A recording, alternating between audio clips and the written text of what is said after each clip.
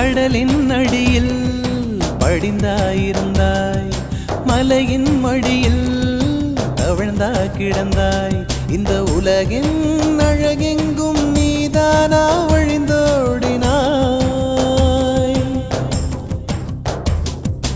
எங்கிருந்தாய் நான் மண்ணில் பிறந்திடும் போது, எங்கிருந்தாய் நான் கொஞ்சம் வளர்ந்திடும் போது.